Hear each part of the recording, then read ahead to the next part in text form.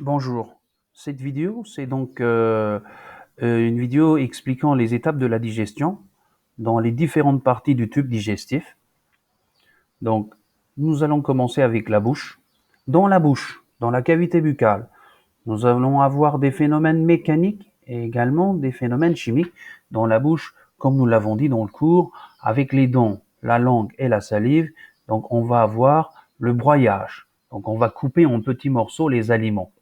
Donc ça va être un phénomène, ça sera une digestion mécanique. Mais avec l'intervention de la salive et de l'enzyme qui se trouve dans la salive, avec l'enzyme qui est présent dans la salive, nous allons également avoir une digestion chimique.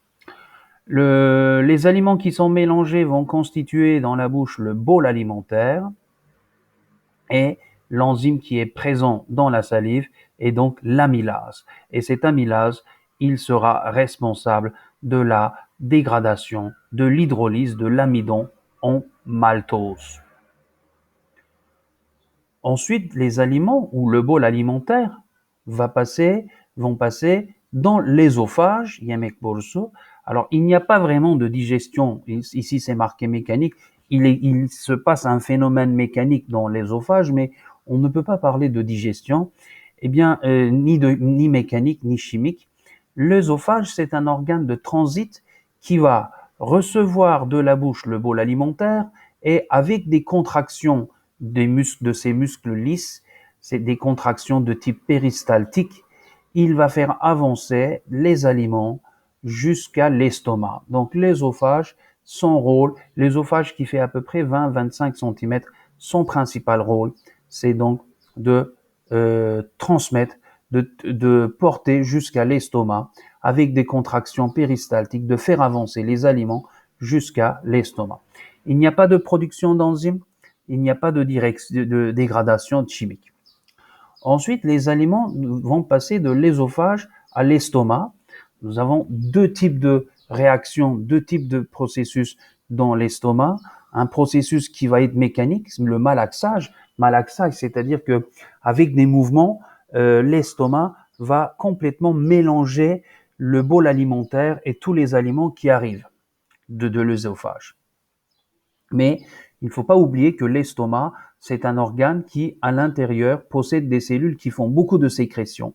Et ces sécrétions, l'ensemble de ces sécrétions, constitue un liquide qu'on appelle le suc gastrique, Et la présence des enzymes à l'intérieur du suc gastrique va faire en sorte que nous allons avoir d'importantes réactions chimiques, c'est-à-dire des réactions de digestion, des réactions d'hydrolyse.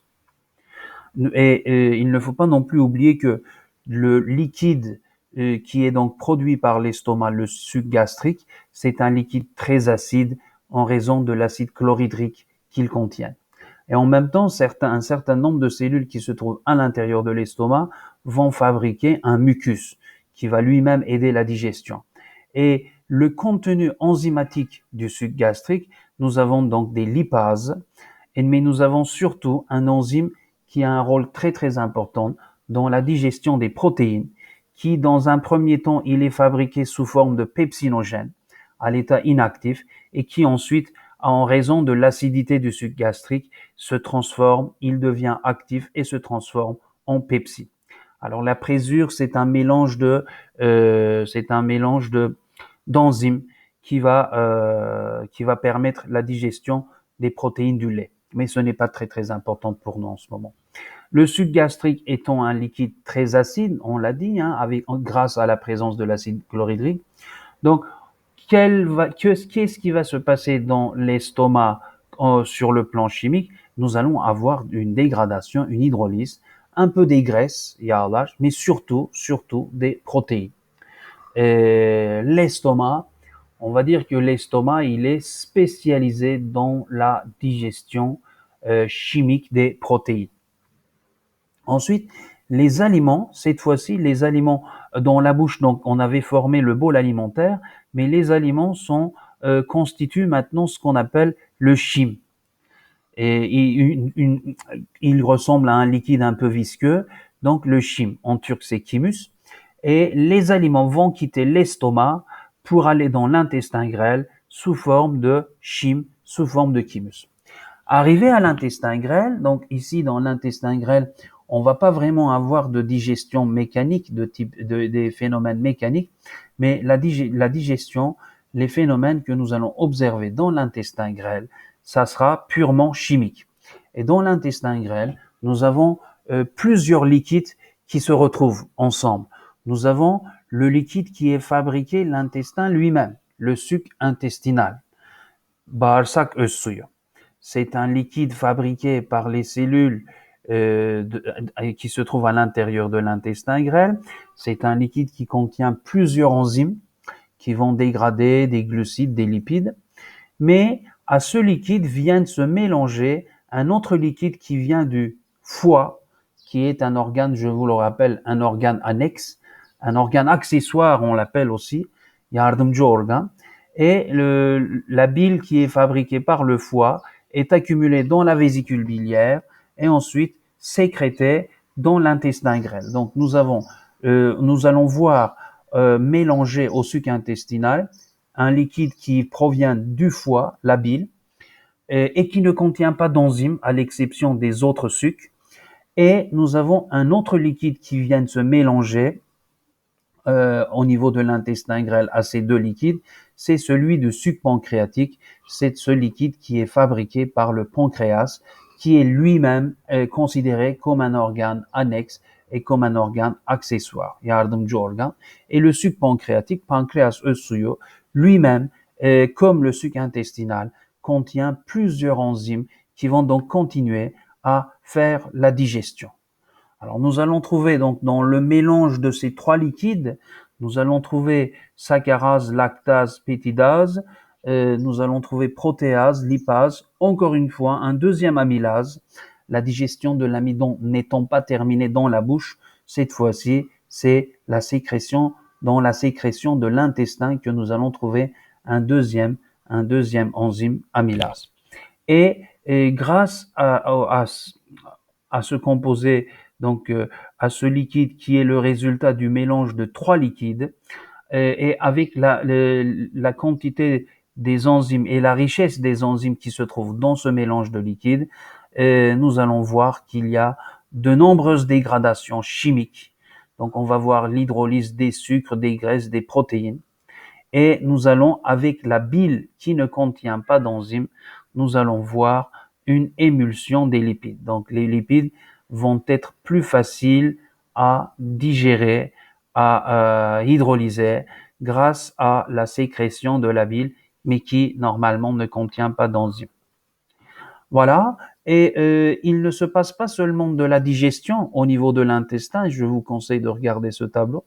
Donc la digestion, que ça soit mécanique ou chimique, elle se fait dans la bouche, dans l'ésophage, dans l'estomac, dans l'intestin grêle, mais uniquement dans l'intestin grêle, nous avons également l'absorption intestinale, c'est-à-dire que les toutes petites molécules, les monomères qui résultent de la digestion, alors ça peut être des molécules de glucose qui est le résultat de la digestion des glucides, ça peut être des acides aminés qui est le résultat de la digestion des protéines.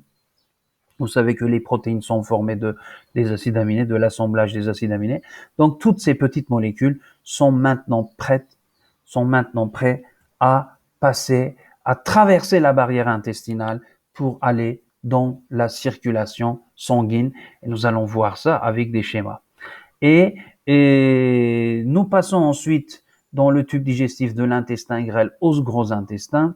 Dans le gros intestin, la digestion est pratiquement terminée. Il n'y a pas vraiment d'absorption, mais il se passe également des réactions chimiques parce que à l'intérieur du gros intestin, nous avons de nombreuses bactéries qui vivent dans nos intestins, et dans nos gros intestins, et elles constituent la flore intestinale. La flore intestinale. Alors nous avons donc en nous eu de nombreuses bactéries qui vivent dans le gros intestin, et entre nous et ces bactéries, il y a une sorte de mutualisme puisque nous tirons des avantages de leur présence.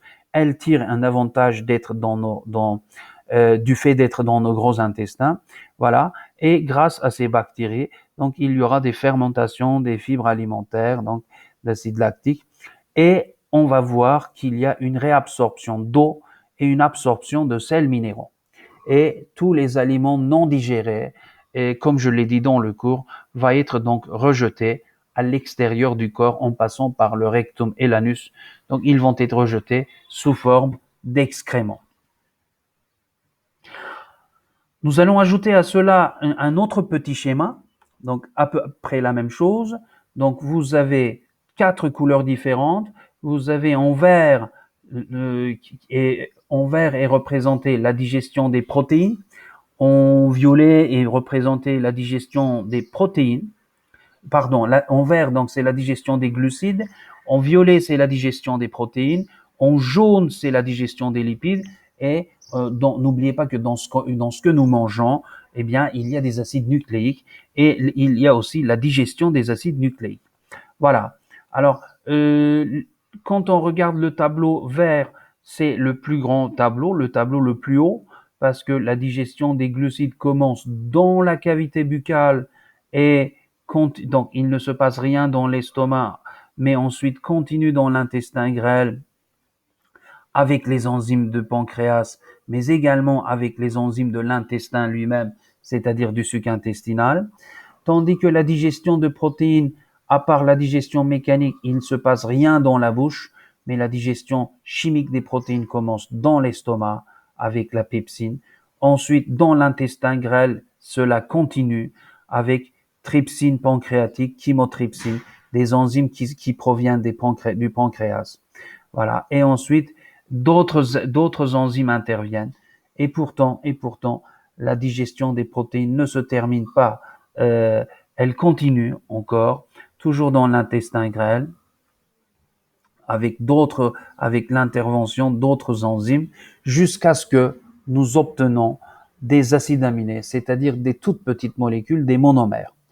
La digestion des acides nucléiques, n'oubliez pas que dans tout ce que nous mangeons, dans la viande, etc., donc nous mangeons des cellules et dans les cellules il y a un noyau, donc il y a un ADN. Donc et les acides nucléiques qui se trouvent dans les aliments que nous mangeons, ils vont être digérés avec les nucléases qui proviennent du suc pancréatique, même si c'est un organe accessoire, même si c'est considéré comme un organe annexe, par ses sécrétions, le pancréas a un rôle fondamental dans la digestion et que, voilà, l'action de ces enzymes provenant du suc pancréatique continue jusqu'à ce qu'on obtienne des bases azotées, des monosaccharides, etc. Et un petit mot pour la digestion des lipides. La digestion chimique des lipides ne commence pas dans la bouche ni dans l'estomac, mais elle se fait surtout au niveau de l'intestin grêle.